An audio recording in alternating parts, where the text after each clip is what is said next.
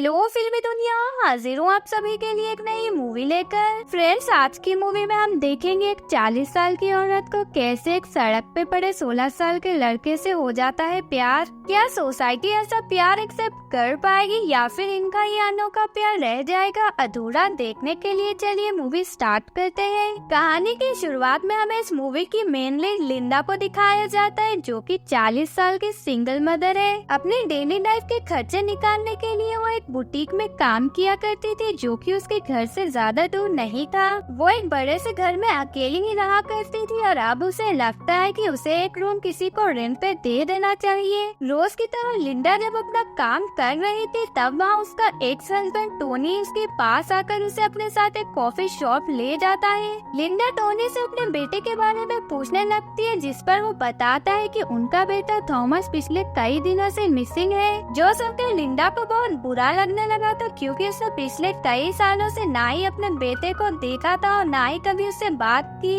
फिर टोनी बहाना करके थॉमस का पोस्टर लिंडा को देकर वहाँ से चला जाता है। नाइट को जब वो अपने घर आ रही थी, तब उसकी नजर एक सड़क पे पड़े हुए लड़के पे जाती है। उसे अच्छे से देखने के लिए लिंडा उसके करीब जाती है, जहाँ वो देखती है कि उस लड़के को तो काफी चोटें आई है और उसकी कंडीशन भी कुछ खास नहीं थी, जो देखकर वो बिना हिचकिचाए उसे अपने घर ले आती है, जहाँ वो उसके जख्म पर बैंडेज लगाने लगती है। उस लड़के का नाम पीटर था। लिंडा जब उसके लिए पानी लेकर आती है, वो देखती है कि पीटर वहाँ नहीं था, वो उसके आने से पहले ही चला गया था। अगले दिन टोनी लिंडा को कॉल करके बोलता है कि उनका बेटा थॉमस अब इस दुनिया में नहीं रहा, उसकी बॉडी उन्हें एक नदी के पास मिली और अगर वो उसे देखना चाहती है तो वो उसके फ्यूनरल पे आ सकती है। अपने बेटे की न्यूज सुन के लिंडा बहुत सैड हो जाती है और वो रोने लगती है। वो किसी तरह अपने आप को काम करती है। कुछ दिनों बाद वो अपने माइंड को रिलैक्स करने के लिए स्विमिंग पूल एरिया साइड आती है, जहाँ उसे पीटर दिखता है। लिंडा को उसे देखकर नाइट वाली बात याद आ जाती है। स्विमिंग फिनिश करने के बाद पीटर जब लॉकर रूम में आता है, लिंडा उससे पूछने लगती है कि अब तुम्हारे जख्म कैसे हैं? लेकिन लिंडा को वहाँ देखकर पीटर थोड़ा अनकंफर्टेबल फील हो रहा था।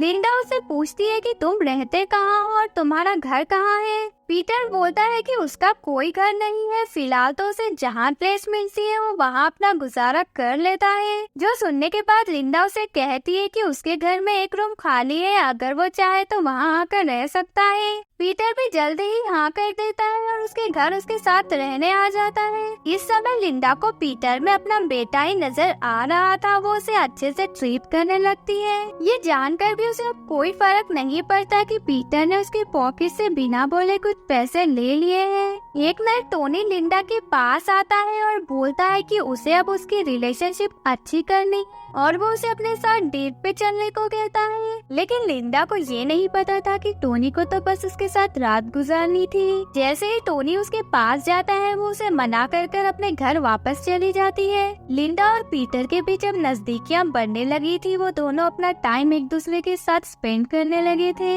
बुटीक में टोनी लिंडा के पास आकर उसे थॉमस के कपड़े देता है और बोलता है कि जब वो इन्हें देखता है तो उसे थॉमस की याद आती है, इसीलिए ये तुम अपने पास रख लो। लिंडा भी अपने बेटे के कपड़े ले लेती है और घर आकर उन्हें पीटर को देकर उसे पहनने को कहती है। पीटर जब वो कपड़े पहनता है, लिंडा को थॉमस की याद आती है और वो रोने लगती है, ये सोचते हुए कि अगर थॉमस होता तो वो बिल्कुल इतना ही बड़ा होता। जैसे ही समय बीतता जाता है, लिंडा को पीटर के लिए कुछ कुछ फील होने लगा था।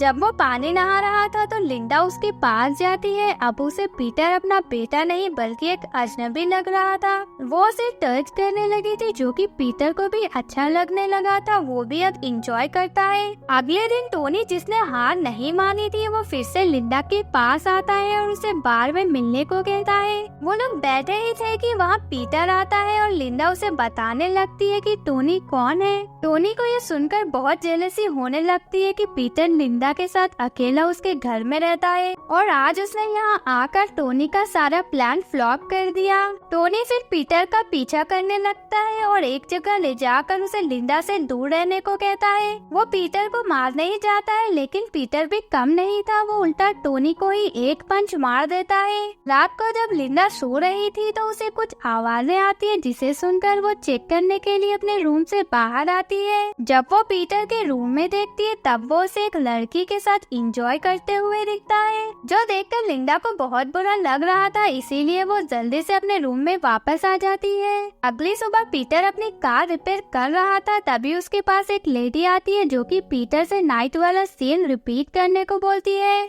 जो सुनने के बाद पीटर उसके साथ चला जाता है। उस लेडी ने अपने बच्चे को साइड में छोड़ दिया था। लिंडा जब अपने काम पे जा रही थी, वो देखती है कि एक स्क्वारल उस बच्चे को नुकसान पहुंचा रही थी। लिंडा भागकर उस बच्चे को बचा लेती है। बच्चे के रोने की आवाज सुन के वो लेडी वापस आती है और अपने बच्चे को चुप कराने लगती है। पीटर को फिर से उस लेडी के साथ देखकर लिंडा को बिल्कुल भी अच्छा नहीं लगता। वो घर आकर शावर लेने लगती है। पीटर उसे देखकर समझ जाता है कि लिंडा उसे उस लड़की के साथ देखकर जेलस है और वो धीरे से उसके पास आता है। फिर वो दोनों एक दूसरे के साथ एंजॉय करने लगते हैं, जिसके बाद लिंडा को पीटर से मिलना थोड़ा अजीब लगने लगा था। फिर पीटर अपने दोस्तों के पास जाता है जहाँ वो सभी बहुत ड्रिंक करते हैं। पीटर एक बार आता है जहाँ वो फिर से पीने लगा था। उसी समय टोनी भी उसी बार में आता है जहाँ उसे पीटर दिखता है। टोनी सोचता है कि ये पीटर से बदला लेने का अच्छा मौका है। वो किसी तरह उसे अपने साथ एक सुनसान जगह ले आता है जहाँ वो उसकी बहुत पिटाई करता है। सीन लिंडा पे शिफ्ट होता है जहाँ वो शावर लेकर पीटर का वेट कर रही थी। तभी उसकी डोरबेल बजती है और उसे लगता है कि शायद पीटर आया होगा,